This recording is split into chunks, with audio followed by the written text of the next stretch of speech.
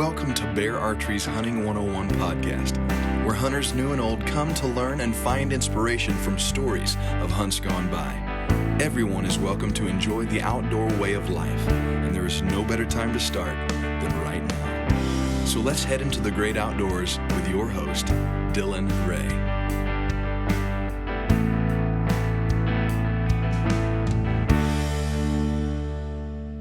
All right, guys, welcome to Bear Archery's Hunting 101 podcast. An exciting episode we have. Real quick before we jump in, the podcast is brought to you as always by our good friends over at ScentLock.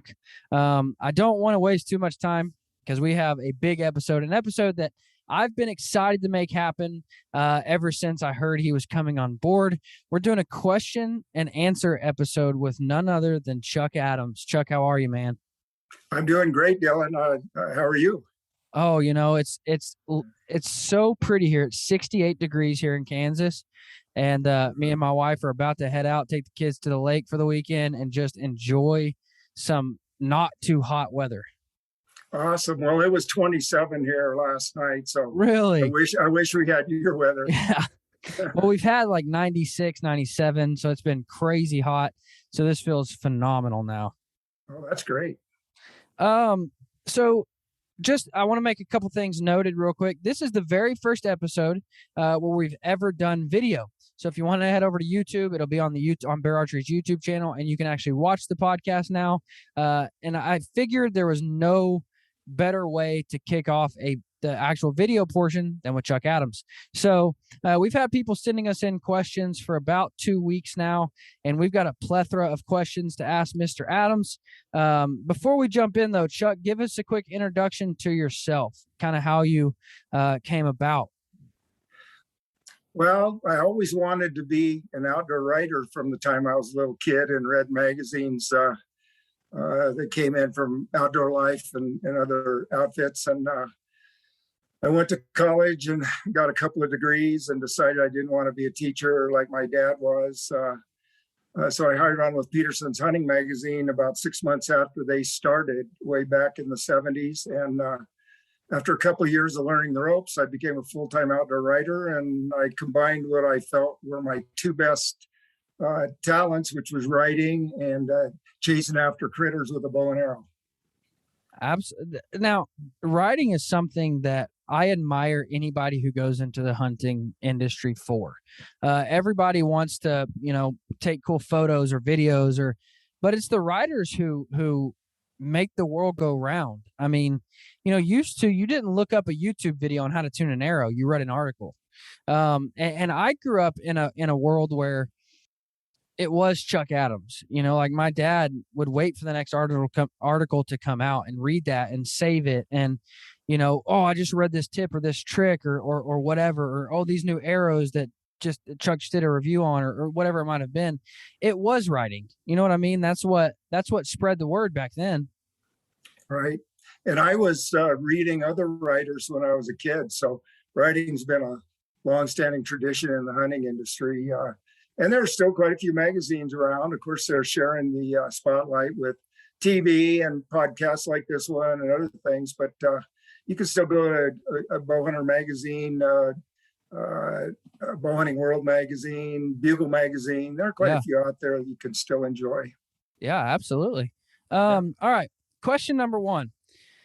I had somebody ask me to clarify on the Super Slam, because there was something. You can definitely answer the question, but was it you or Jack Frost the first to complete the Super Slam with the bow? I was the first. January 4th, 1990. I was the first. Jack was among the first five, but Jimmy Ryan actually was the second. And I think Jack was third or fourth. But I actually coined the term North American Super Slam. Right. And Jimmy Ryan, thanks to my old pals at Peterson's Hunting Magazine, I was trying to be quiet about going after it. And I just thought it'd be cool to take all varieties of North American big game with a bow. Somebody at Peterson wrote an article about a year before I completed my archery Super Slam and let the cat out of the bag that I was getting close. And then people like Jimmy Ryan started chasing me hard. Yeah. And Jimmy got his about 9 months after I did. Now to clear it up, if I understand correctly, which I very well could be wrong, Jack had done it, but there was like 4 more animals introduced or something, or hunting seasons made available. No, Jack was the first bow hunter to take a grand slam on sheep. Oh, and that okay. might be what you're thinking about. Okay, Jack maybe so. was not even close to the super slam, right? When I completed mine. Gotcha. Okay. Mm-hmm. You'll get a kick out of this. See, Jack was another person that I grew up hearing all about. But TV and there was no social media. So you hear about these people. You never really, I mean, I'd seen pictures in the past, but it wasn't like it is today. You don't see somebody in an airport and be like, oh, that was him, And I was at the Pope and Young convention, and I walked up and I said, well, hello, sir. My name's Dylan Ray. I'm the marketing director here at Pope and Young. Pleasure to have you here. What's your name? And my boss just leans over and says, it's Jack Frostbow. And I'm like, oh man. I'm so sorry. It was funny. Okay. Very good. Can I clarify one more thing about the Super Slam? Yeah. There have been 3 iterations of the Super Slam. Originally, it was the 27 types of big game recognized by Pope and Young. And that was the case when I finished my Super Slam in 1990. Then 2 other animals were added. I believe first it was the Thule elk, and then it was the Central Canada Barren Ground caribou. And that brought the total up to 29. So it was 27 and then 28 and 29. I'm happy to say that was the first one to take all 3 of those iterations. Awesome. Very cool. All right. The first question I got in, and I know you've got several that I'll pull up here too. First question I got in was if you could cover your elk tactics and strategy.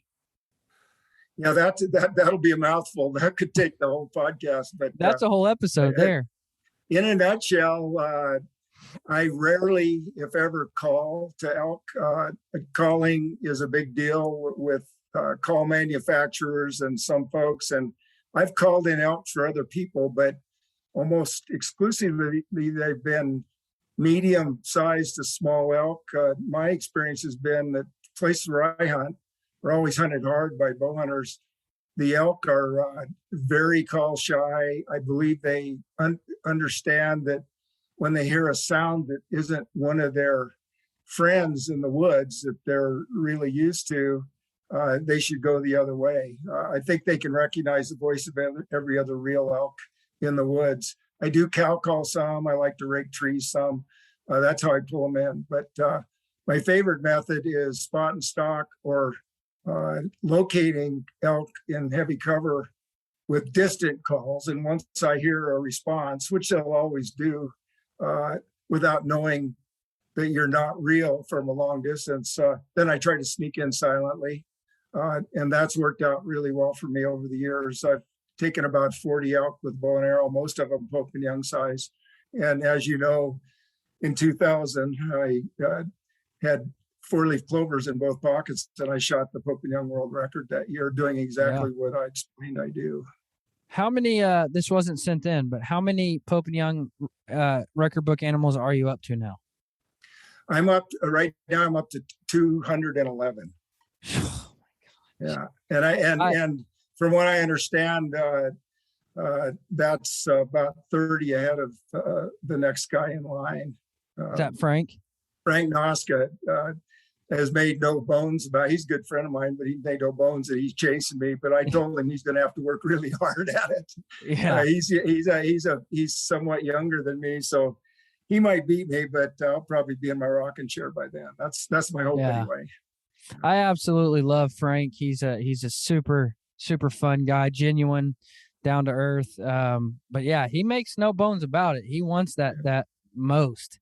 Right, exactly. How many world records? The one thing I keep telling him he'll never get is as many world records, Pope and Young world records. What are we up to now on that? I'm sorry? What are you up to now on that?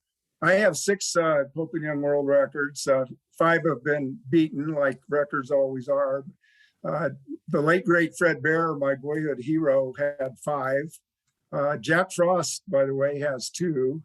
But the records are so high anymore that I don't think it would ever be possible again to get 5 or 6.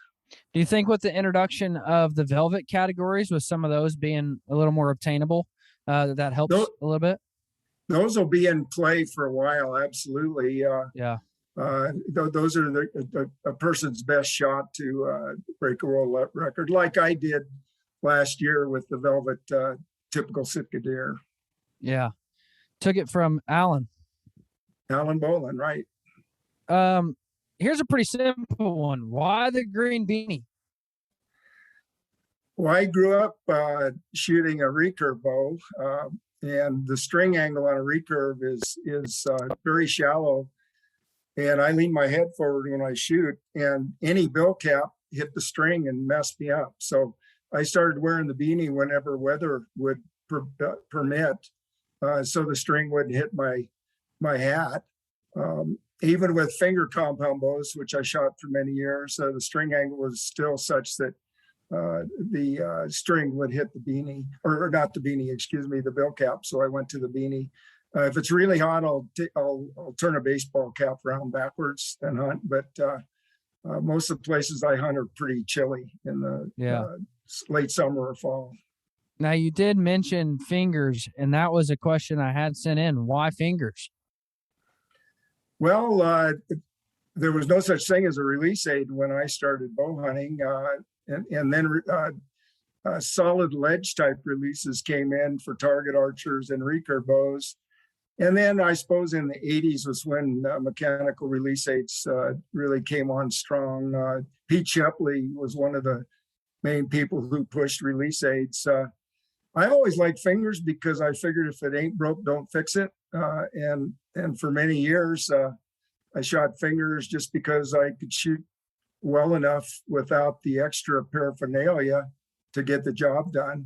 It is more challenging to shoot with fingers, no question about that. And I enjoy challenge, but I don't recommend fingers to beginning bow hunters or intermediate bow hunters.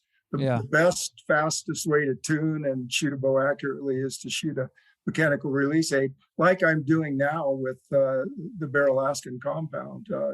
I mean, I can drive tacks with that thing, and I tuned it up in less than 10 minutes. And I can't even, I shot one group and broke a knock and took a picture of that group for social media and decided I'd better start shooting at 5 different spots. Yeah, it'll do that to you. Which I'm excited to talk about. I did get a couple questions about the Alaskan.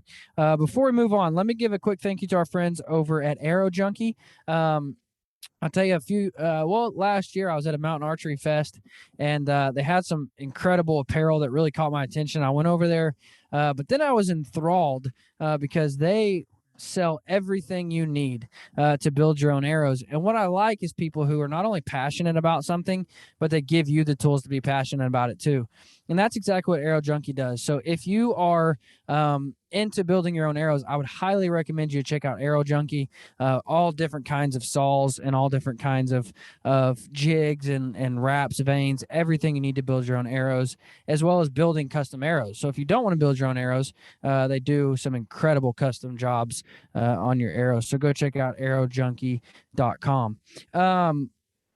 Let's actually, I want to save that one. I want to talk about the Alaskan. I had 2 questions sent in about the Alaskan, but we'll rave about that here in a little while. Okay. You had one sent in. What is your favorite state to elk hunt and why? Well, the state where I took the former world record is my favorite state because the elk are really big there and I have some good spots. That's Montana. Unfortunately, it's very hard to draw a non-resident permit. I'm working on my 5th year now without drawing a permit in Montana, so makes me sad. But number 2 would be Wyoming, where I live. There's some excellent elk here. On average, not as big as in Montana, but I have managed to get a resident tag every year to hunt bull elk, and The biggest one I've shot here was last year. He scored just a touch over 360 gross points, and without the broken brow tine, he would have been right at 370. So I enjoy myself. I just go after the biggest thing I can find wherever I happen to be elk hunting. Very good. One gentleman asked, what's the hardest hunt you've ever been on? Cows, whitetail deer are the hardest animals I've ever hunted. Fred Asbell, the former president of Pope and Young Club, went to Arizona one year several decades ago to hunt cows, whitetails. He came back without a deer, and he was saying that any cows, deer with 2 ears and a skull should be eligible for Pope and Young. That's how difficult they are. They're your basic, very jittery whitetails living in noisy country, chased by mountain lions every day of their life, and spread far and few between. And when you add all that up, I think they are the toughest animals to hunt with a bow. Most memorable hunt. This is all by the same gentleman. Most memorable hunt. I don't think I can even answer that. There have been so many. One that comes to mind, besides my world record elk, which I saw the year before, thought about every day and night for a whole year, and found him the next year. And 3 days later, managed to get an arrow in him. I would say my bighorn sheep in Canmore, Alberta, back in the mid 1980s. It was the coldest year anybody could remember there, even residents who were born and raised there. The day I shot my sheep, it was 31 degrees below 0 Fahrenheit. In 19 days of hunting, the very steep Swiss Alps type country, where you fell down all the time and slid down mountains and were miserably cold. The warmest it was 25 below 0 Fahrenheit in the daytime during those 19 days. Wow. It was horrible. It was horrible on equipment. It was even worse on my guide and me. You legally have to have a guide there. And we finally, because there was no limit on resident tags back then, and the valley below the sheep hills was clogged with bow hunters sitting in their vehicles and looking out the windows with their spotting scopes.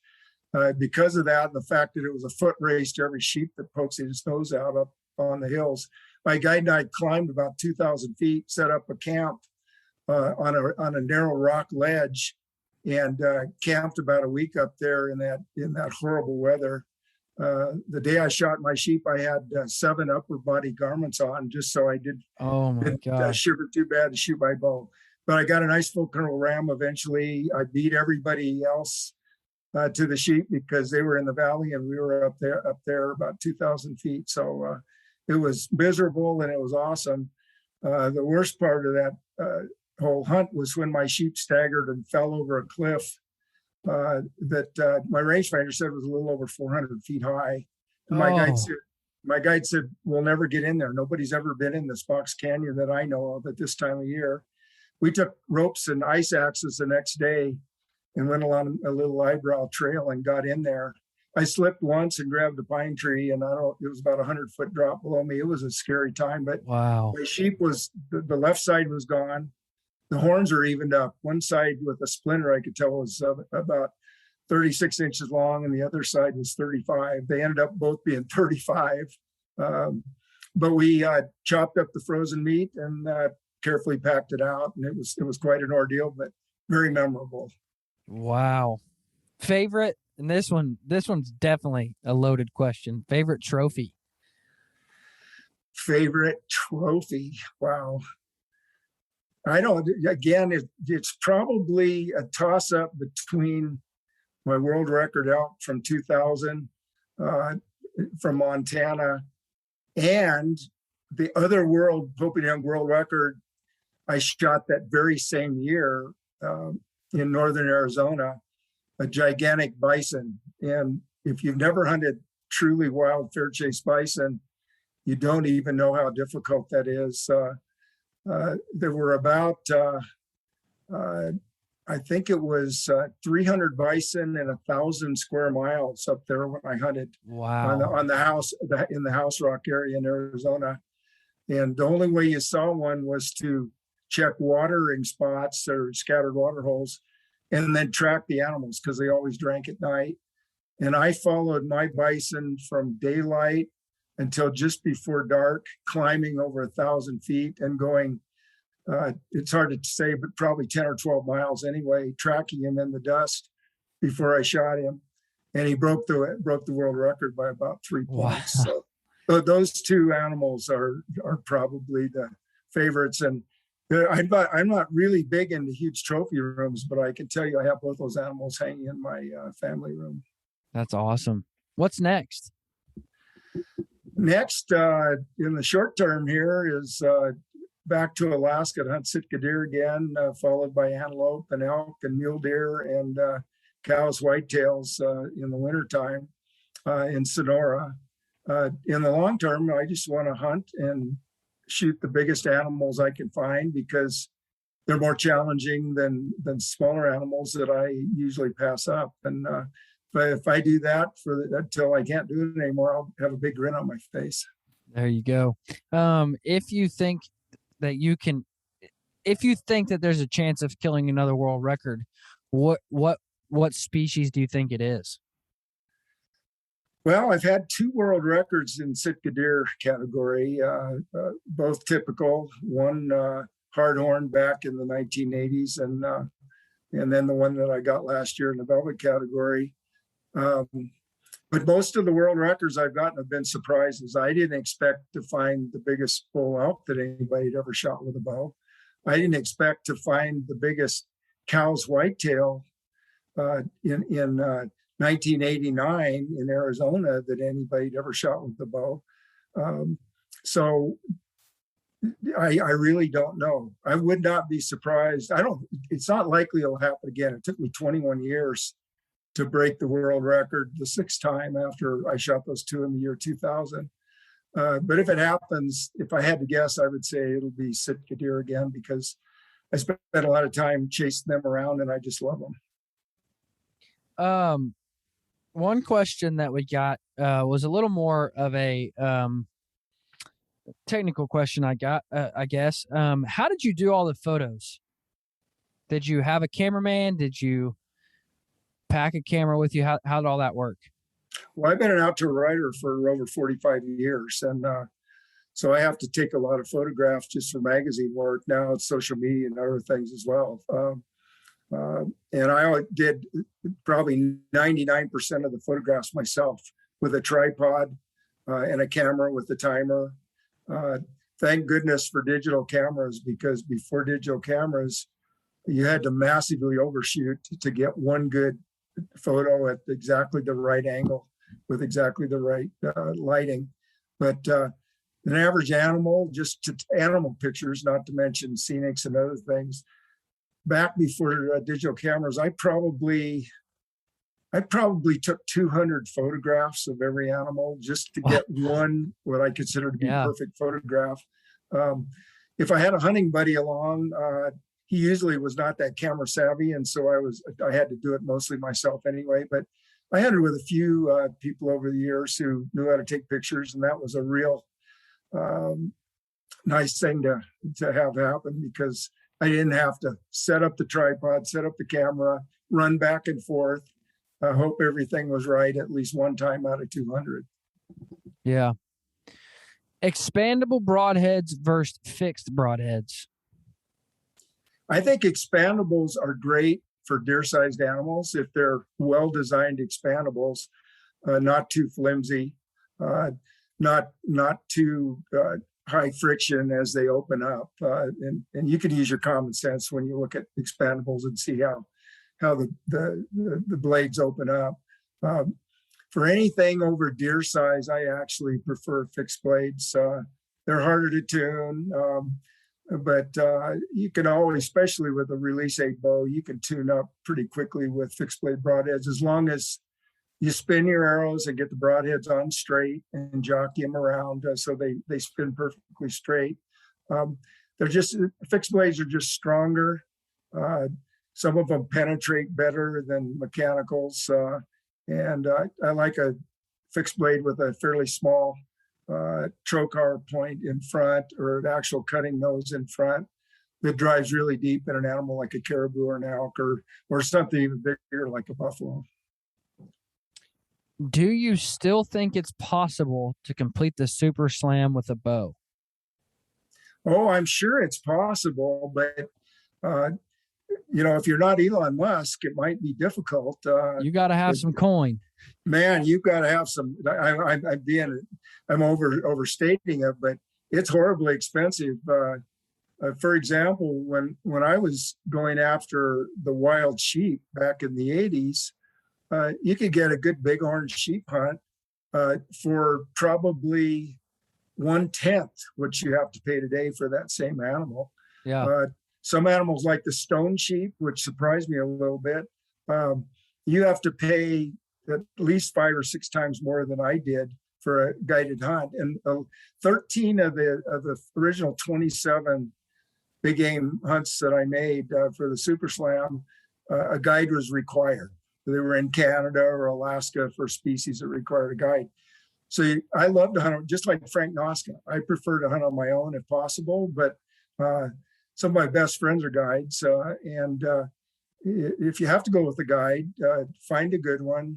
You'll have fun, but you're going to pay a lot more money to do that.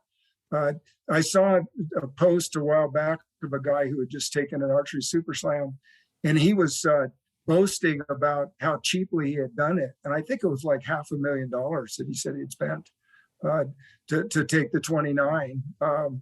And he was cutting every corner according to him that he could. So I honestly wouldn't recommend it. In my opinion, there are some animals that just aren't worth that much money. I'd rather go and hunt 30 Sitka black-tailed deer on my own for the cost of one sheep than go after that one sheep. But then I've already got the Super Slam, so it's easy for me to say that. Well, and some people heard that $500,000 and they're like, holy cow, that is cheap. Because there's some hunts like the stone sheep. I mean, you could easily drop $60K on that alone. Oh, absolutely. It's gone absolutely through the roof.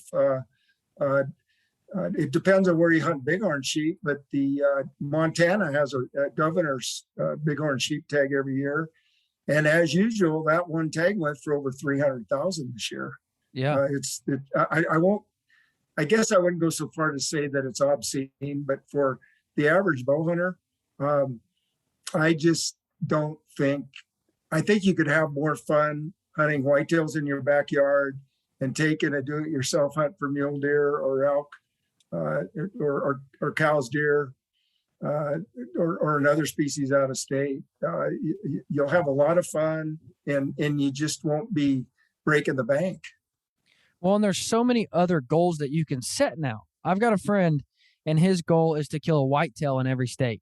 Cool goal. I mean, that's a really cool goal. Every state that he can. Or the World Slam for turkeys, or the World Slam for deer. I mean, there's so many different goals that you can go after now that are much more obtainable, much cheaper. And like Chuck said, you'll have just as much fun. Now, sure, we'd all love to go kill a bighorn sheep, and nobody's saying that. But again, if you look up all the 29, oh man, it's not only outrageously expensive, it's going to take you many years to get tags. It's doable, but in my opinion, I think it would take a lot of the joy out of hunting is trying to do it. I agree, and that's if you got your animal on the first hunt every time. It's expensive. I was fortunate. I took every animal I was after on the first hunt except the mountain lion, and that took me 4 tries, believe it or not. But that didn't break the bank to do that. Jimmy Ryan could correct me if I'm wrong, but I believe he went on 4 guided grizzly bear hunts before he got a grizzly bear with his bow. Wow! You start doing that sort of thing in this day and age for grizzly or brown bear, which have to be guided. You better have a long, hard talk with your wife about where that money's going. Yeah, no kidding. Yeah. Well, and hey, I would say this. I had this conversation with Frank. Frank's on his 3rd trip for the Super Slam, and I had this conversation with him. He said, "Well, Dylan, I'm not a married man. I drive an old vehicle that I carry liability insurance on. I live a different life than most people. Like I don't have to take a wife on vacation. I don't have to, buy a new truck every year. Some dudes buy a new truck every 2 years. I go on a big hunt. Like that's just I live different in order to make it happen. And so if you want to do it, it is obtainable. But there will have to be some sacrifices made. You're going to have to live differently. You're going to have to do some things different. And that's just the short end of it. Including with Frank. Frank lives in Alaska. That Yeah. lets him to hunt most of the guided species on his own. And he's a pilot.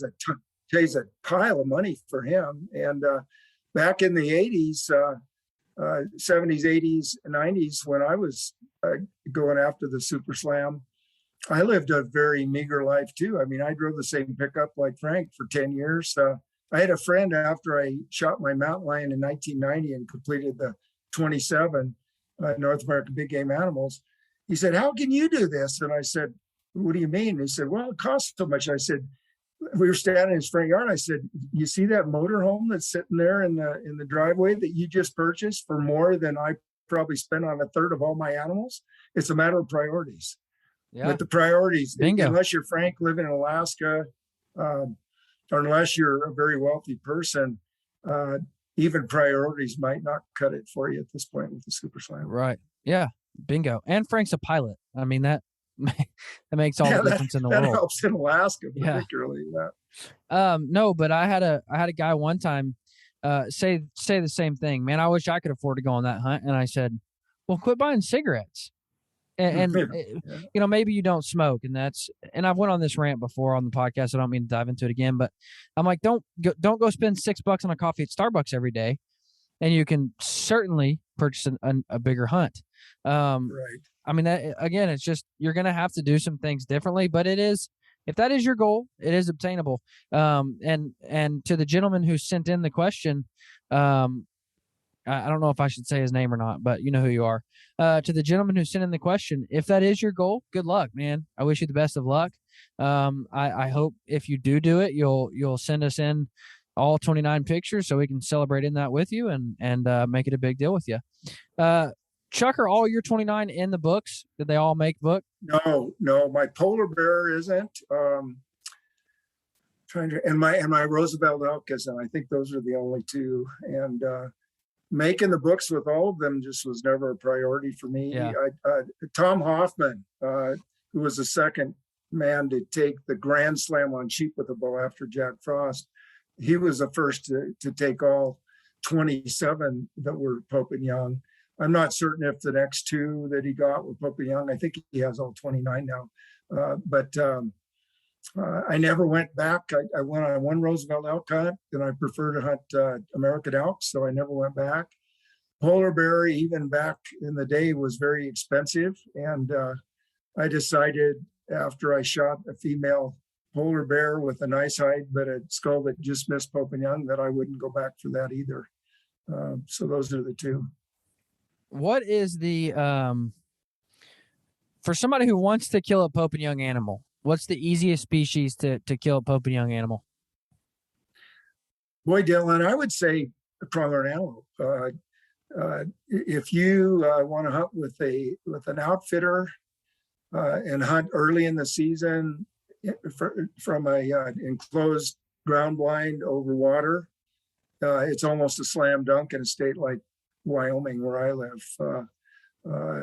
I think that is the easiest from access to Pope and Young animals. The minimum's 67, which is doable, and antelope during the rut in late August and September, the bucks will drink once or twice a day. So if you're sitting on water in a fairly dry area, you're almost guaranteed to get a shot at a nice buck. Pronghorn is something I've never hunted, and I certainly want to. It's definitely on my list. Which we have them here in Western Kansas, but it's just I think success rate with a bow is like 3%, something obscene. So I definitely want to make it happen. I wanted to really do it with my friend Jim Willems, and he's lost the access to the ground that he had. And so, but I will make it a priority in the next couple of years to try to do it for sure. If you want the flip side of that, try to spot and stalk an antelope. Yeah. I haven't shot an antelope from a blind since the 1990s, and I couldn't even tell you how many I've shot since. Almost, I'm sure I've averaged at least once a year spot and stalking in Wyoming and Montana and other places. That's as difficult on those sharp-eyed animals as it is not so difficult if you're in a dark enclosed blind. Right. So as somebody who goes on so many different hunts a year, so many different species, so many different states, how do you plan out your year of hunting as far as where you'll be, when, what seasons open where? How do you plan all that out? Well, I do a lot of research, Dylan, and I have my favorite animals. I know I want to hunt an elk every year, at least one. I love pronghorn antelope, spot and stalk, so I plan that. September is easy because Wyoming archery season is the month of September, and I spend most or all of it here hunting mule deer, antelope, and elk. Alaska is where you hunt Sitka deer, and unless they've had a horrendously bad winter, I am up there every year. This year will be my 19th trip to Alaska to hunt Sitka deer, if I make it the way I plan. So I like to hunt Sitkas in August. Most people prefer not to because of the heat and the bugs and the meat salvage difficulties. October and November are better months for the average person, but October and November, I'm doing other things. So August is it for Sitka deer for me. October, I usually try to mule deer hunt in one or two places, Alberta, Canada, Montana, if I draw a tag, because their archery season goes through mid-October. November's whitetail or mule deer, either in Wyoming or someplace else. And then cows, deer in the winter when I have time to go do it. So I pretty well, the last few years, have locked in on species I enjoy to hunt the most, and just plan where I want to go. I will say there are some incredible tools. I know I've talked to you a little bit about Season Report, but Season Report, it gives you a calendar view and shows you everything that's open at what time and where. But planning hunts, it can become difficult because, as hunters who we're trying to achieve something, you look at not just when things are open, but you look at, well, when is the rut normally hitting in this area? Because I want to make it to there, and then I want to make it to Oklahoma when it's normally hitting there, and then, whatever else. I got elk hunts, I got these hunts, and you're trying to line up everything to be in that spot, not only when it's open, but when it's the best time to hunt. So it can become difficult, which is why the question was asked. How do you? Obviously, it's my pet peeve when somebody says I stumbled upon this giant. It was an accident, however they word it. And I'm like, no, it wasn't. Were you planning on killing a new world record that day? Probably not. But you did things to prepare yourself for it. Like, you made sure you were in the best spot to kill a giant. Just so happens it was a new world record. So as somebody who has killed 6 world records, none of them were accidents. You had prepared, you had set up your schedules, you had found the places to be at the times to be there. And so obviously you plan your hunts and plan them really well because you do it very successfully. Well, I always try to go someplace where I have at least an off chance of seeing a monster. And there are a lot of places where you will never see a monster. So you want to look at the Pope and Young record lists and Boone and Crockett as well, to see where critters of magnum size are coming from the last 5 or 10 years. Doesn't matter where they came from 20 years ago. They might not be there anymore. But sure, I don't like to go anywhere. There's a ton of elk places in the Western United States where you'll never see a bull that scores over 300 inches. Now, a 300-inch bull is a nice elk, but why go there when that's the max if you can go somewhere else where the max might be 350, 360, 370? You're increasing your odds. Yeah, absolutely. And well, before I dive into that, because I have something I want to say, quick thank to our friends over at NZ Campers. That's ENZY Campers. These things are custom built for hunters by hunters. They are absolutely phenomenal. Let me see if I can I want to show you these, Chuck. I fell in love with them. I stumbled upon them. Let's see if I can share my screen here. How do I do this? Share screen. That was easy. I don't, oh, here we go. There you go. Yeah. So these All right. campers here, these are phenomenal. Like they're made out of box trailers, but they have some incredible hunting features built into them. Like you can see here, the boot dryers.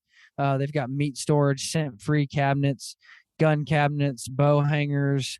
I mean, they are phenomenal. Different packages. You got a Western big game package, a waterfowl package, an Eastern whitetail package. Sizing on the trailers are a little different.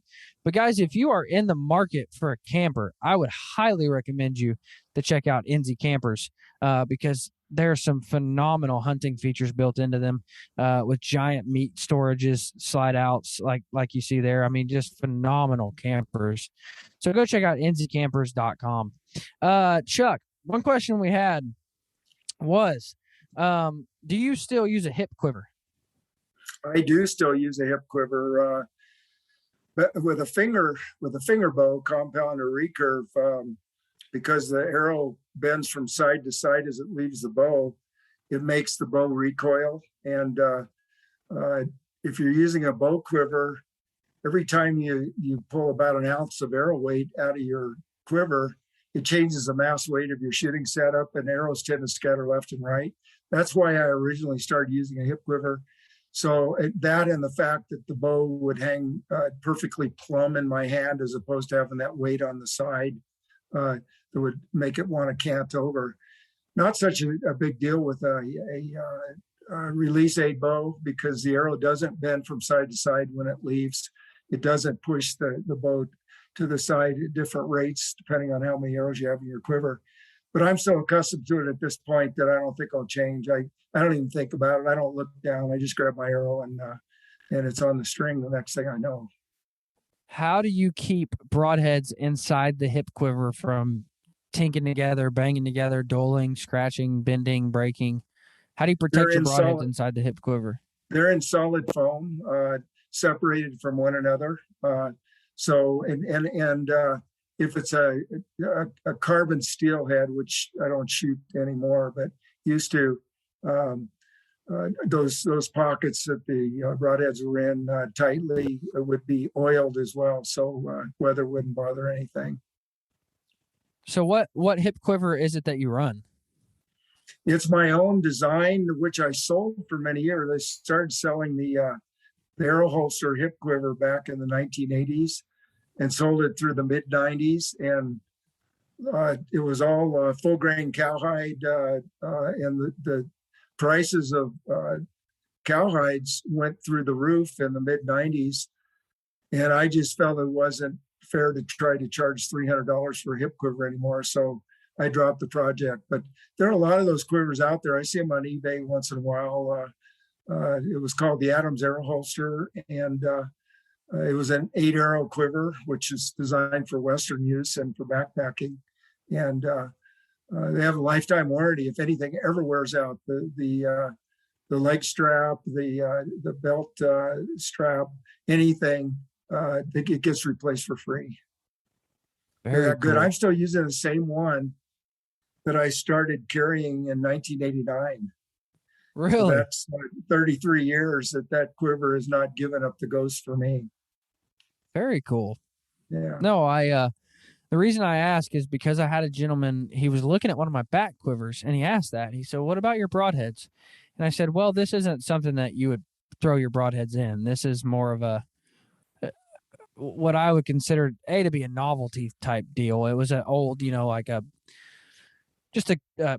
bought from some sort of, I don't remember, but this wouldn't be something you could probably hunt with." And he said, "Oh, I get it." I'm like, "Yeah, I mean, if it were to be used, it'd be more for like fill points in the backyard shooting, so on and so forth." But yeah, that's why I asked, because I get that question not often because I don't use one, but when people come into my office, I've got one hanging with just some old pretty recurve arrows that are, super beautifully fletched, and a couple that were built by Susan St. Charles in there, and just, some really special type arrows. And I'm like, well, that isn't something you'd ever actually use for hunting for that reason. Kind of a tube type shoulder quiver is what you're talking about? Yeah.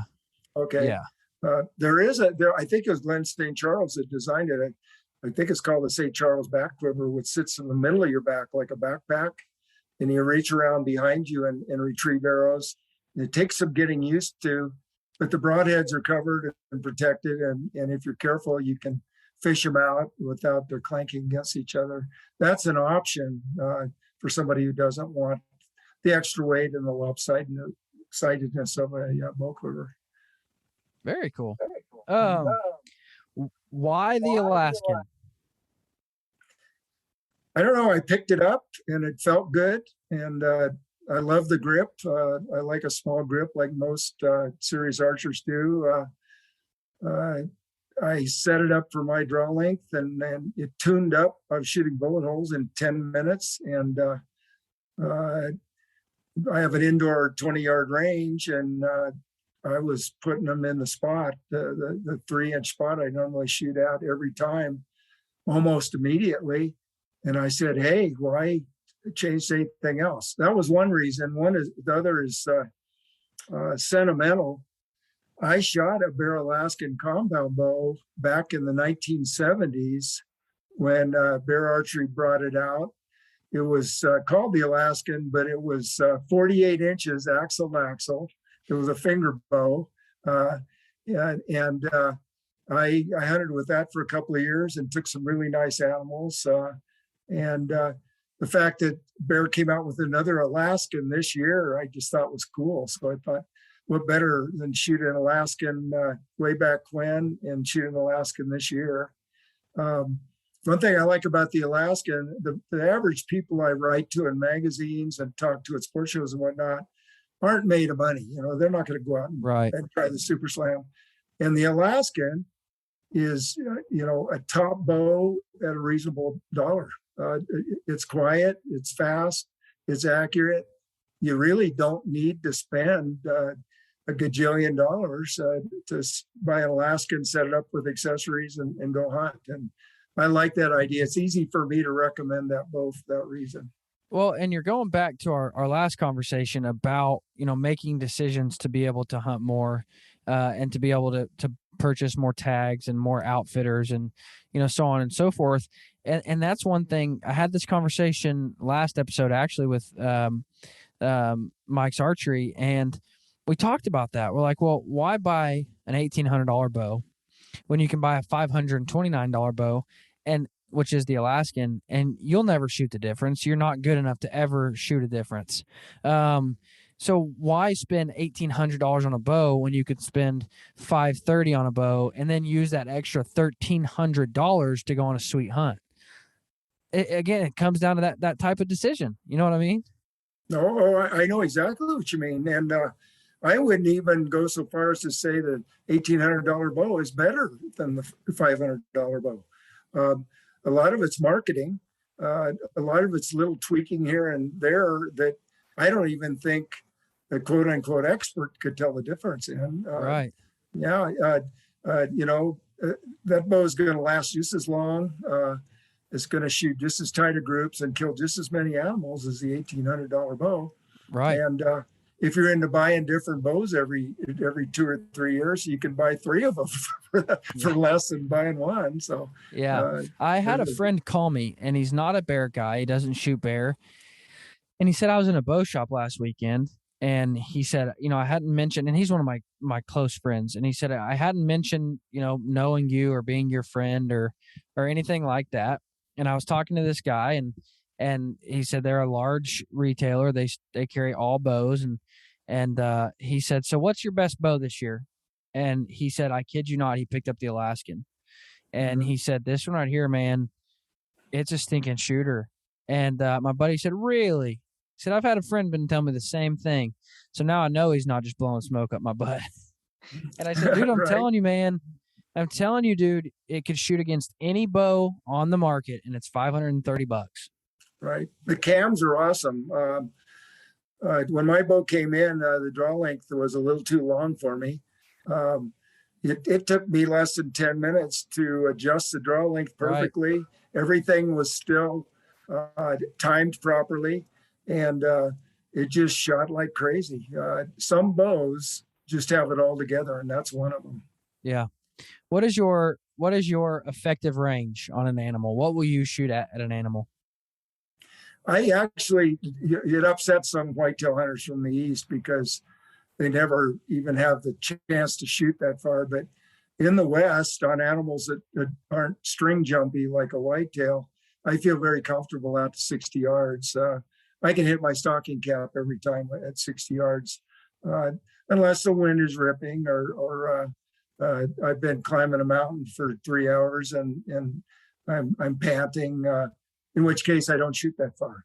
But if I'm relaxed and have time and I'm able to use my rangefinder, 60 yards is very doable for me. I have run in, it's not as common anymore with release A bows, which are more accurate by their very nature. It's not as common anymore, but you still run into people who say, oh, that's unethical and you shouldn't shoot that far. But you look at the averages for animals like mule deer and elk and pronghorn antelope in the Pope and Young statistical analysis booklets, and a high percentage of the record book animals taken from Pope and Young in Western species, a high percentage are taken over 40 yards, 40 to 60 yards. So it's not that uncommon, and I don't think it's unethical. If you can do it, if you can't, you probably shouldn't complain about it. That's the way I look at it. Well, the best way I ever heard it described, I had a gentleman say, when an animal steps out and I think to myself, I can make that shot 100%, then I shoot it. He said, there's times where the animal's at 60 and I say, I can 100% make that shot and I shoot it. And he said, and then there's times where there's a deer at 13 and I don't think I can make the shot and I don't take it.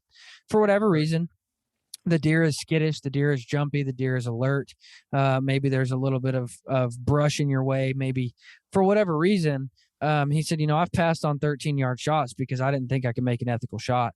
And then I'll, in the same weekend, I'll shoot at 60 at an animal just because the situation and the way things are laid out. And he just says, I know I can make that shot.